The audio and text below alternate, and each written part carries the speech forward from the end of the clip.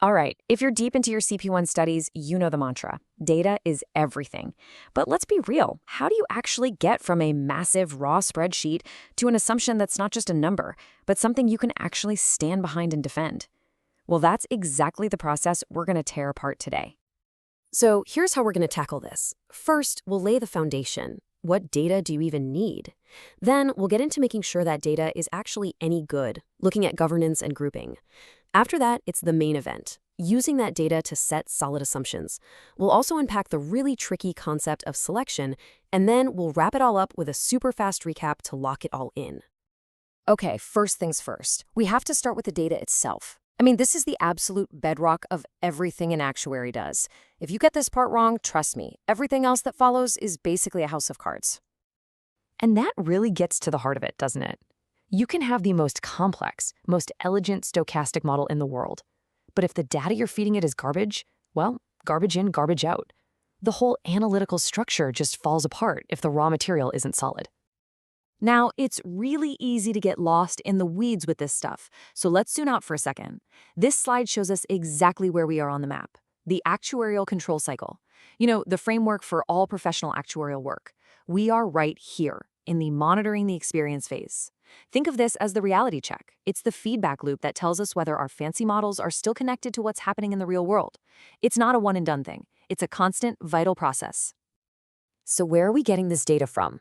Well, your number one best source is almost always going to be internal. Your own company's proposal forms, claim forms. It's perfectly relevant to your business. But what if you don't have enough of it? Maybe for really rare events? That's when you might look to reinsurers for a wider view of the market. And for those big, sweeping population trends, you've got national statistics. But you have to be super careful here. Census data covers everybody, while an insured population is often very different, socioeconomically, and that difference can seriously skew your results if you're not paying attention. Okay, time to put this into practice. Let's hit our first past paper question. This one gets right to the point, testing your fundamental knowledge of what data you need for reserving. And look, this isn't just about memorizing a list for the exam. Every single item here serves a specific, critical purpose in building an accurate valuation. To nail a question like this, you need a system. First, you start with the policy data. What product are we even talking about? What's the sum assured? Are there any special conditions? Next, you need the member data. The basics: age, gender, occupation, all the core risk factors. If the policy has survivor benefits, well, you're going to need dependent data too. Then you've got to look at the other side of the balance sheet with asset data to make sure your valuation is consistent. And finally, you tie it all together with accounting data. You use those audited accounts to double-check that your valuation data actually matches the real money coming in and going out. All right, so we've got the data. Now what?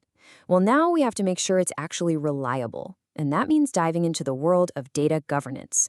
This isn't just about cleaning up a few messy cells in a spreadsheet. It's about the entire framework that manages and protects that data. You should think of data governance as the master quality control system for what is, let's face it, an organization's most valuable asset. It's not just some boring rule book. It's the very thing that gives everyone, from the regulators down to the policyholders, confidence that your numbers are right and that the data is secure, accessible, and actually fit for the purpose you're using it for. And believe me, the consequences of getting this wrong are severe. We're not just talking about a little rounding error here. You are risking massive regulatory fines. You're making huge strategic decisions based on flawed information, and you're basically destroying the trust your entire business is built on. It's a total cascading of failure that all starts with bad data. And this brings us to a fundamental tension, a classic problem that actuaries face every single day. On one hand, you want perfect homogeneity. You want to analyze, say, male non-smokers, age 45, in a specific white-collar job. But what if you only have 3 people in that group? Any results you get are completely meaningless, statistically speaking. So you're constantly fighting this battle, trying to balance this desire for perfectly pure, stable risk groups with the practical need to have a credible, statistically significant amount of data in each bucket. Which leads us perfectly into our next exam question. This one tests your understanding of that exact trade-off. Why do we group data at all? To strike that delicate balance between homogeneity and credibility. And the second part of the question is just as important. How do you know if you got that balance right? Well, you validate it. You do sensitivity testing. You check if a slightly different but still perfectly logical grouping suddenly gives you a radically different result. If it does, you know you've got more digging to do.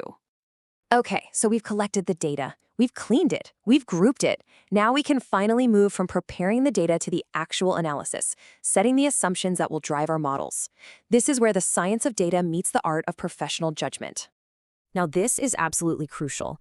You cannot just take a bunch of past data, hit the average button, and call it a day. You have to adjust it. You have to critically analyze it. One-off events, like a global pandemic, obviously need to be smoothed out. Underlying trends, like the fact that people are consistently living longer, need to be projected forward. And you have to be a detective. You have to look for process changes.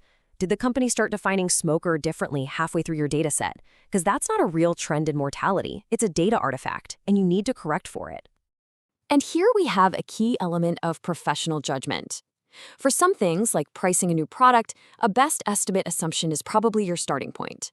But for something like regulatory reserving, a margin for prudence is often required to reflect uncertainty about what the future holds. The choice you make depends entirely on the purpose of the calculation and, of course, the relevant professional and regulatory standards you're working under.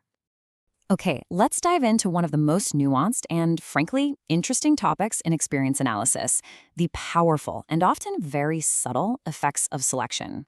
Understanding how and why certain groups behave differently is absolutely critical.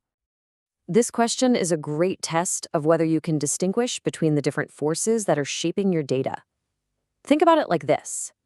Class selection is about differences between static groups, right? Like smokers versus non-smokers.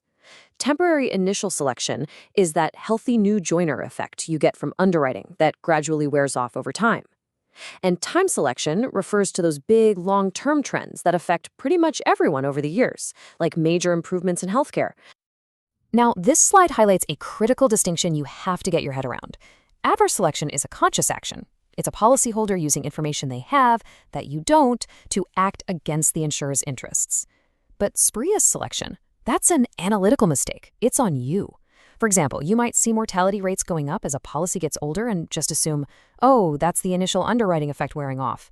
But the real reason could be that healthier people are more likely to lapse their policies, which leaves a riskier group behind. You've attributed the effect to the wrong cause. That is spurious selection. Wow. Okay, we have covered a ton of ground. So before we wrap up, let's do a high-speed review to consolidate all that knowledge with some quick exam-ready flashcards.